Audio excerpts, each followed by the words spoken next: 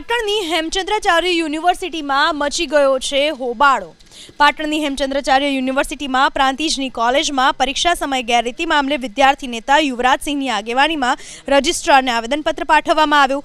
Prantij college ઉપરાંત university સંલગ્ન અન્ય કોલેજની સમસ્યા મુદ્દે પણ રજૂઆત કરવામાં આવી। જો કે એક સપ્તાહમાં કાર્યવાહી નહીં કરવામાં આવે તો યુનિવર્સિટીમાં ધરણા પ્રદર્શન કરવાની ચીમકી।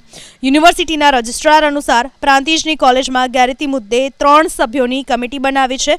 રિપોર્ટ બાદ કાર્યવાહી કરવામાં આવશે। આથી 3 દિવસ પહેલાં સાબરકાંઠાના પ્રાંતિજ ખાતે જે ઘટના બહાર આવી હતી, એક્સપેરિમેન્ટલ કોલેજની માસ ચીટિંગની જે ઘટના સામે આવી હતી, તેને લઈને આજે ઇન્ચાર્જ વીસી સાથે મુલાકાત કરી છે, પરીક્ષા નિયામક સાથે મુલાકાત કરી છે અને તમામ જે આધાર પુરાવા અમારી પાસે હતા એ આધાર પુરાવા અમે સબમિટ કર્યા છે। તેની સાથે સાથે અમારી પાસે જે અન્ય કોલેજોની માહિતી જે વિદ્યાર્થીઓના માધ્યમથી મળી હતી, જે HNGU અંતર્ગત આવતી સંસ્થાઓ છે તે સંસ્થાઓમાં પણ ક્યાંક ને ક્યાંક ધુપ્પલ ચાલે છે। અહીંયા અમને જે જવાબ મળ્યો છે 4 દિવસનો મળ્યો છે, પરંતુ અમે જે પ્રતિનિધિત્વ મંડળ છે, સત્તા મંડળ છે એને કહીને આવ્યા છીએ કે જો 7 દિવસની અંદર આની અંદર નિરાકરણ લેવામાં નહીં આવે તો અમે આ HNGUને અમારું બીજું ઘર બનાવીને આઈને અમે ધરણા પ્રદર્શન અને ક્યાંક ને ક્યાંક દેખાવો કરીશું કે ભાઈ એક્સપેરિમેન્ટલ પ્રાંતિજ કોલેજ છે તે MSc સેમ 4ના વિદ્યાર્થીઓ એ મોબાઈલમાંથી ચોરી કરતા માલુમ પડે છે।